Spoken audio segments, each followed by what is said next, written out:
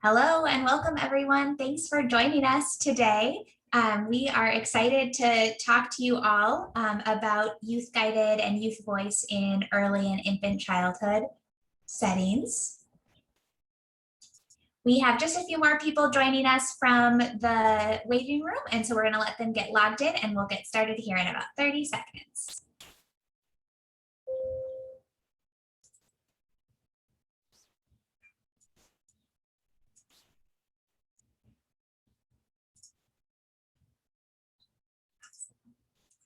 All right. Thank you all. We are welcoming you into a short and deep conversation today. Just asking for 30 minutes of your time, and therefore we'd love for you to jump right into the chat box. Feel free to say hello, let us know where you're calling from, your role and your interest in our topic. We will make use of both the chat box and our discussion time today to make sure we cover some big topics in order to start and launch what we hope will be a much longer conversation and piece of work with you all. I have the honor to open space on behalf of the National Training and Technical Assistance Center, what we often refer to as the acronym NTAC, and will launch us into introductions of our presenters and our topics here. So you have found your way to the session called Translating Principles of Youth-Guided Systems for Early Childhood Systems of Care. We hope that's where you wanted to be today. Today's session is coming to us and for us through funding from SAMHSA. The NTAC Overall Center is funded by SAMHSA. We're grateful for their support that allows us to learn and convene in this way, and also want to share that the contents of the authors and presenters today do not necessarily represent the official views or endorsements of SAMHSA or other federal agencies. NTAC is made up of a multidisciplinary set of partners. You're going to hear from partners from Change Matrix and Youth Move National today, but we want you to know that the experience and expertise and consultation of all of these partners is available to help you support your work in community. Our goal is for all children, youth, young adults, and families with or at risk for SED and SMI can access evidence-based treatment and recovery services in a well-coordinated system of care. The NTAC offers several services. Learning opportunities like today is just one of the modalities that we like to spend time with you. There are tools, publications, as well as individual consultation services available for you. Please just say the word and we would like to support your work supporting children and youth. We have a broad and diverse audience. You all are a part of that audience. Overall, we strive to support the children and youth behavioral health, mental health workforce, better implement services and supports to help youth and families succeed. Thanks for introducing yourselves in the chat so we know a little bit more specifically about our audience today. And with that, let's get into this work. So I'll say hello first and then introduce you to my co-presenter, Evelyn. We're really excited to be with you all. My name is Johanna Bergen. I am the Executive Director of Youth Move National, one of the core partners on the NTAC. And I represent youth engagement and youth voice in the infant and early childhood transformation team that has sponsored this webinar today. Just a moment about the passion and insight that I hope I bring into my work every day. My own experience involved being asked as a young person to share insight and to talk about my experiences, good and bad, in trying to access mental health services in rural Iowa. And because there were stakeholders and agency providers who cared about what I had to say and really listened, I realized that I had a calling to help transform the mental health system for other youth.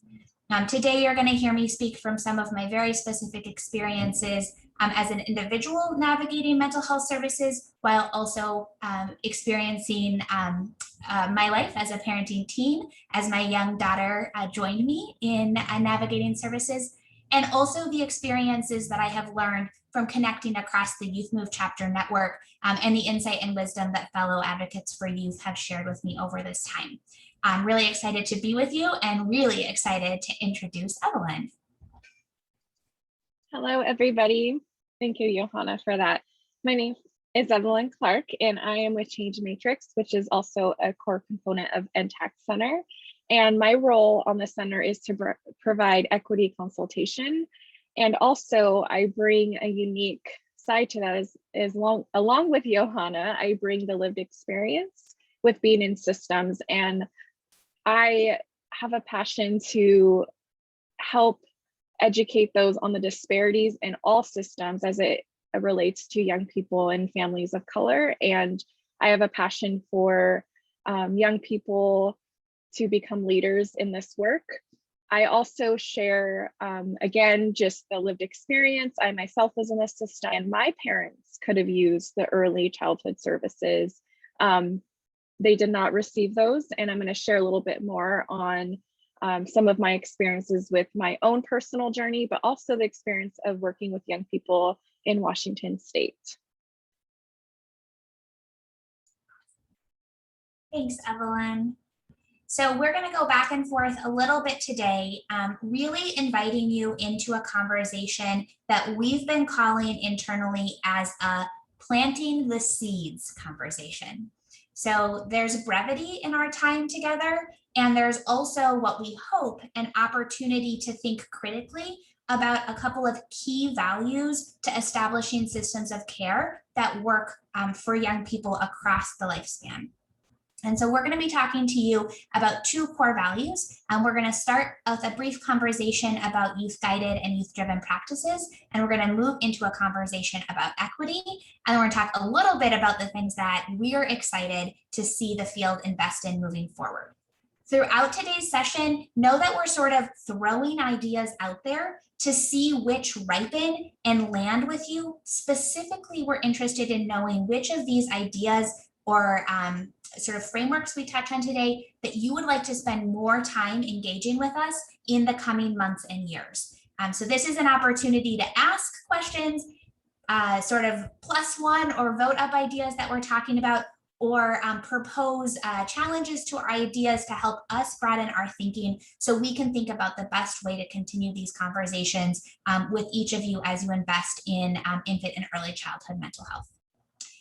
So the first thing I want to talk about is youth-guided. So within a systems of care framework, we propose that young people should be and can be central to guiding their own care, what services and supports look like, as well as be a self-advocacy voice for guiding and shaping what their broader community should look like.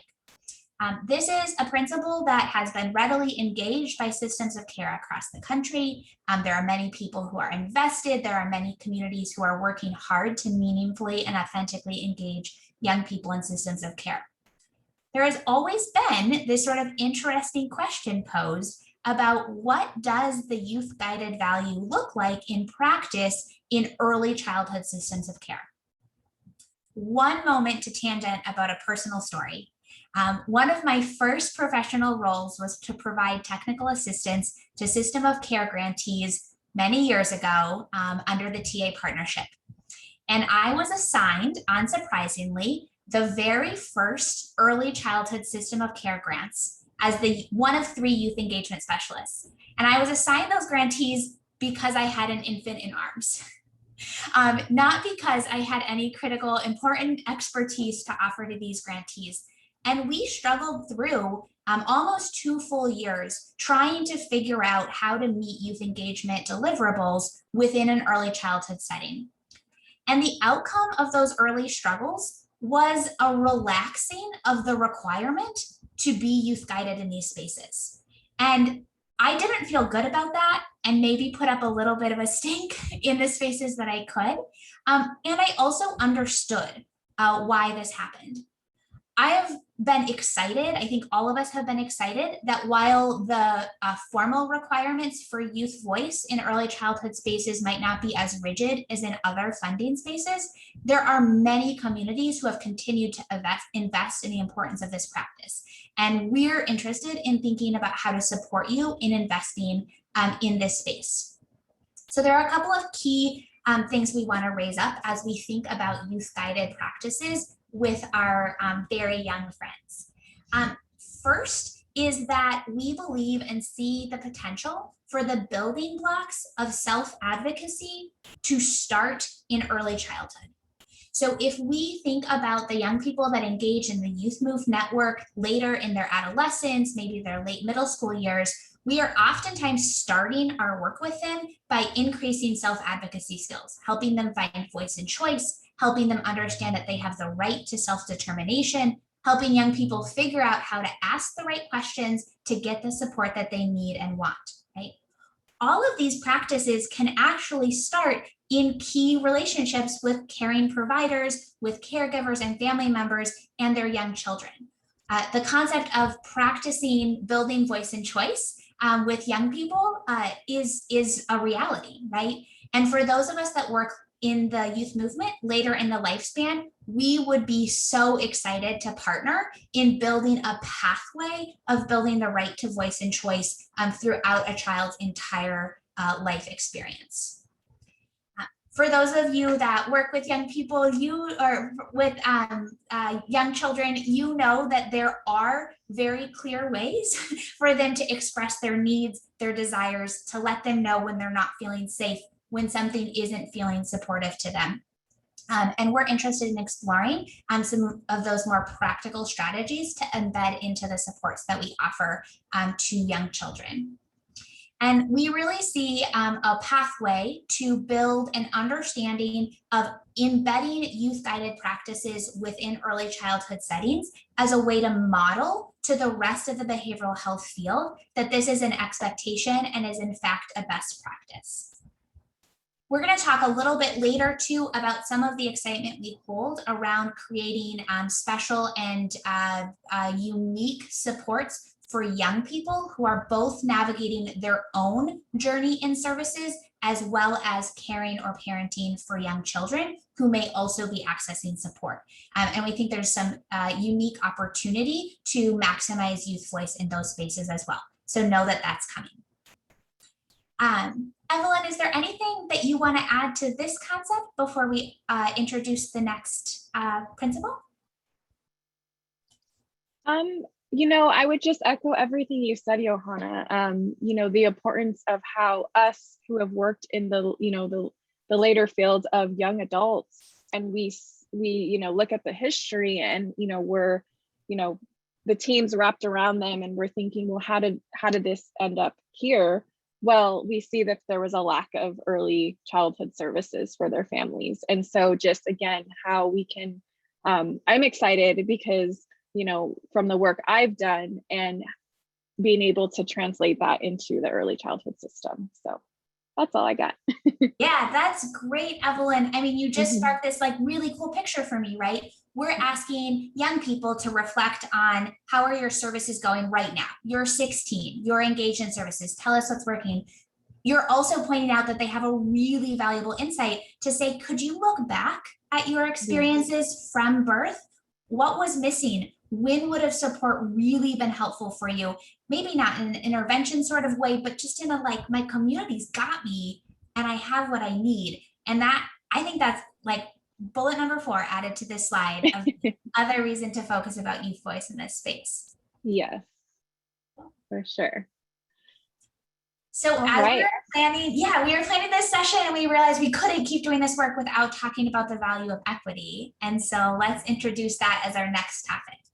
Awesome. Thank you, Johanna. So yes, this is my passion and I hold dear to my heart. Again, I shared my own experience, but also the experience of others. And I just want to highlight real quick, you know, we know from working in this field that the first 5 years are the most critical. And we know that a lot of our young people, primarily Black and Brown children, have a lot that they got to deal with when they're 0 to 5. And so we just want to share this video to highlight that there are biases in this field. And it's not to blame or shame, but it's to recognize what we have been doing wrong so we can fix it. We know that, you know, trauma and poverty and all of these things play a big toll on mental health. And just think about our young Black and Brown children and what they have to face today in this country. I think it's gotten worse. So again, this is just to plant seeds to get us going. And so just enjoy this short video.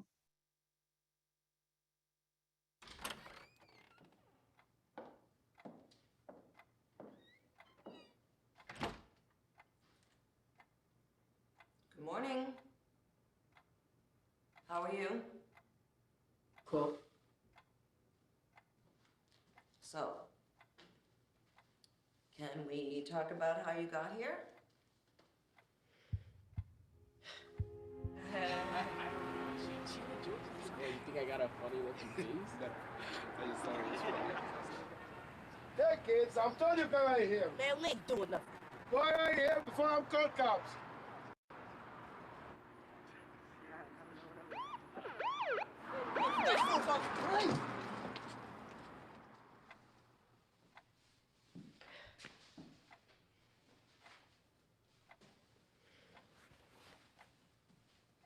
So, you didn't do anything? Nope. Then what's all this? Depends on who's reading it, I guess. Well, looks broken. Skateboarding, huh? Yes. Is this the first time you've hurt yourself? No, I get hurt all the time. At home? At home? He hurt himself skateboarding at the park. Okay, ma'am. I'm gonna have a counselor come in and speak with you. A counselor? For what? He's okay. Well, I done told you them tricks were gonna put you in the hospital. I'm sorry.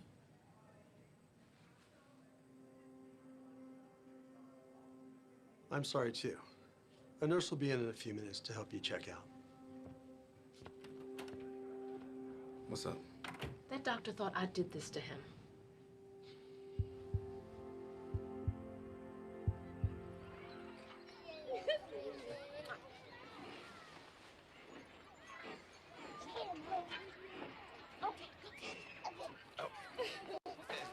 How you doing?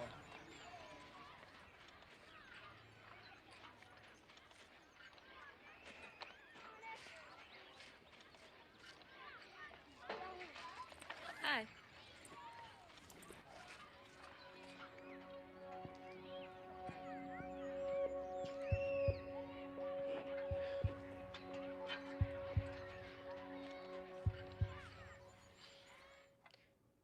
It ain't fair. Fair has nothing to do with this. This is about you taking responsibility for your actions. Look, I know so many young men just like you that didn't do anything. And yet, most of them are in prison. You don't know me. I ain't going to no prison. If you don't want to end up in prison, you're going to have to get some new priorities and probably some new friends, too. Look, you're not getting any younger. You need to get an education so you can get a good job. Like you just like everybody else. You think you see, but you don't see. You see what you want to see. I see what's in this folder. It shows me what you've been doing. I ain't doing nothing. I am not doing anything.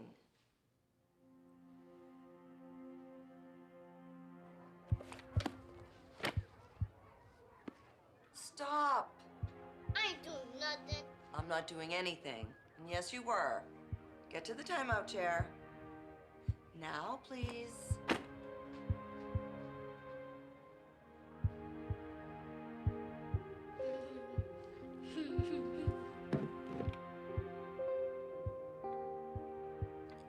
I'm sorry.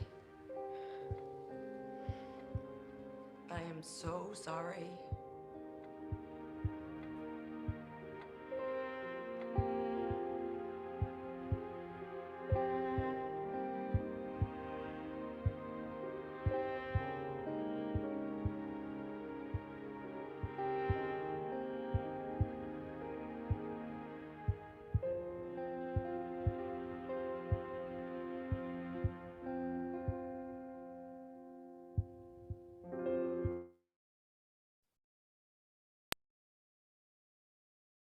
All right. All right. Thank you so much for taking the time to watch that. And I know that there's a lot to kind of soak in. And unfortunately, I have seen this in the field when I was in direct services happened time and time again. It happened to my family.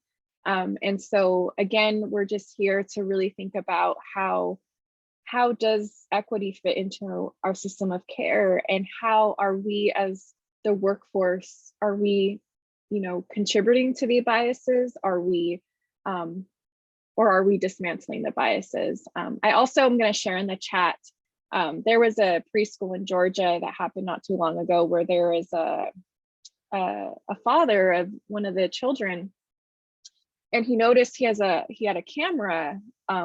You could see the kids playing in the school, and he noticed that at lunchtime, all the Caucasian kids, and these were little guys, I don't know, maybe 3 or something, 4, were getting all their food first, and all the children of color were not. And so they investigated it, and it was clear as day. It's like, we see this happening. We see that there's diversity in who we're serving. However, are we being inclusive of these children? And so today we just wanted to share this information with you in hopes that we can really take a closer look at this and help prevent a lot of our young Black and Brown children who end up incarcerated, help deter their path for the next generations. Thank you so much for Evelyn for championing, spending time and focusing on this topic. And really, I think I'm hearing 2 calls to action. One is, how do we identify our own actions as unequitable, and to create conscious desire to change and take action there, and also to call out the policies and practices as providers that we've put into space that are increasing inequity, and thinking about how to be responsible for changing those. I really appreciate the call to action in both planes. Mm-hmm. Yes.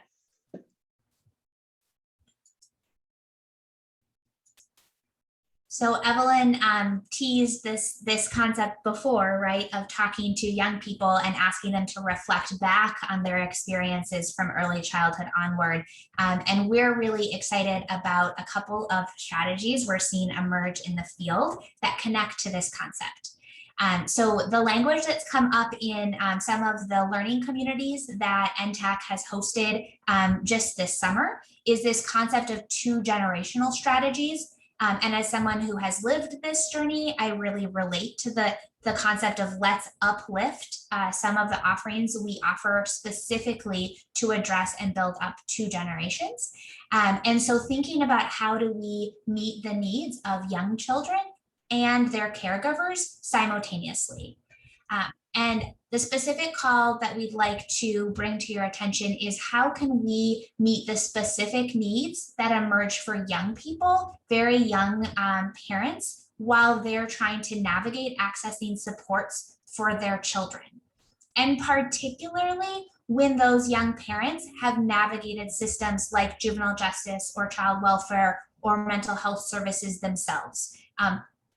What comes up for those of us that have navigated systems causes us to make different decisions as we engage or choose not to engage in systems in the future. And I'll be the first to admit that my own lived experience with mental health diagnosis made me very wary of opening the door to conversations about emotional or behavioral experiences that my infant daughter was experiencing.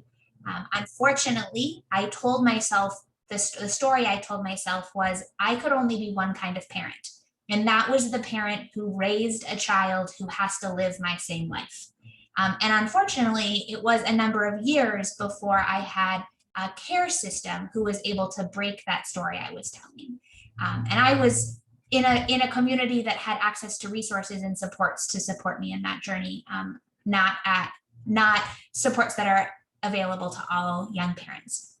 So really thinking about, in the array of supports we offer within a community, how are we calling specific attention to supporting young parents and helping them overcome what are likely barriers to receive services, to ask for help, to ask for supports for their young children. And the thing I might be most excited about is that the unique offerings of the growing youth peer support workforce might be a really perfect fit for supporting these young parents. And there are some infant programs growing around the country where youth peers are being able to pay special attention to working just with parenting teens. And if you all are coming to this call and are interested in learning more in that area, we would be interested in learning and growing with you as well. Okay. We told you that this was going to be fast and a lot of big concepts in a short amount of time. I want to pause for just a moment and ask for folks to provide feedback, thoughts, questions that might be coming up for you in the chat box. And we have just a couple of minutes to respond to things that you all would be willing to share with us, specifically around giving us a little bit of guidance about where to take any of these conversations next. Awesome. Okay, great. Not only do we have a comment, we have a volunteer. Cassandra, you don't know how excited we are to invite people into our work. Awesome.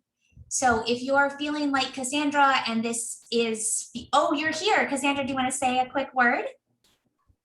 Just thank you for having this space for this conversation and kind of an opportunity to really think about I'll be honest, when I first started listening and talking about youth and voice, I'm the parent education and engagement coordinator for Oregon for our early learning division, and working with our hubs to create parent councils in the next year and a half and get those all up and running. And some of our hubs already have parent councils. So fast forward, thinking about youth voice as another equity lens was something that I hadn't really unpacked yet. So yes, I want to hear more about it. Yes, I want to know how I can help.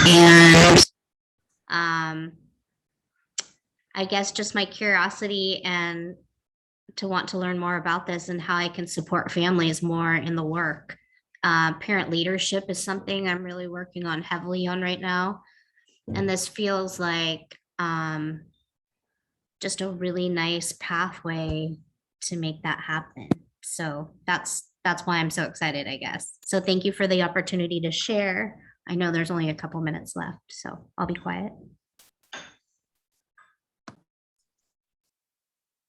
And I'll just mention real quick, Cassandra, I also split my time on another national center that focuses on maternal mental health. And so we just did a series on parent leadership. So I have a ton of information on early childhood and parent leadership if you want some of that information. Yes, please. Okay, I'll take awesome. Any information. We're just trying to move that paradigm shift of family voice at the table, moving from nice to have to very critical to the outcomes in early learning systems being successful for families. So I have some PDG grant dollars that I'm using to do some of that work. So awesome. I would be super excited to hear what you have and what you guys awesome. Yeah. Thank you for your work. Do you want me to put my email in the chat box? I did put mine in there. Oh, okay. Well. Yeah. There we go. That is a perfect interaction that's being mirrored in the chat box as well with some others that are interested, and is the ideal segue to say we're going to follow up with some emails and some resources for all of you who registered today. So I skipped forward to the evaluation slide because your feedback will help us know what to do better next time. So please do complete that. The slides that I skipped are about upcoming opportunities out of the infant and early childhood NTAC, and some discussion thought questions that we'd encourage you to take home to your team members who maybe weren't able to join us today. in addition to some resources like Evelyn just mentioned that you all might be interested in. So we would like to offer the gift of follow-up with some resources and then invite you into an ongoing conversation, either by requesting specific technical assistance that you might want for the program you're working on, or to engage with us in our upcoming strategies in the coming months to delve into equity and youth voice within infant and early childhood. So thank you, everyone. Thank you. Thanks all. Have a great day. Yes, stay in touch, everyone. Thank you so much. Bye-bye. Bye.